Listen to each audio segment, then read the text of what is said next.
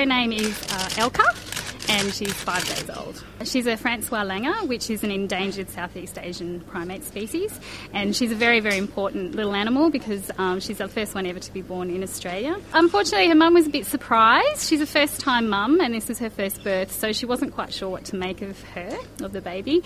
So she was a bit scared, and they weren't that aggressive towards her, but they were just scared. They just didn't really know how to sort of interpret what was going on. So we did actually, once we'd checked the baby and the vets had checked her and cleaned her up, we actually took her back and put her back in there, hoping that mum might just pick her up, but unfortunately she just stayed away. So we just made the decision to hand raise her because she's so important, and we didn't want to take any risks at this point. Basically, we're mum to her. Especially in the first few weeks, it's really important. She has 24-hour-a-day care, so we're actually feeding her every 3 hours at the moment, and also, taking care of all her other needs as well, social needs and comfort and that sort of thing. So, it's a full-time job.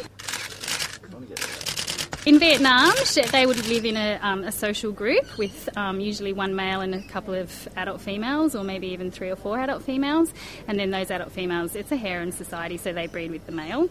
And then the youngsters will grow up in that family and then disperse and join other groups.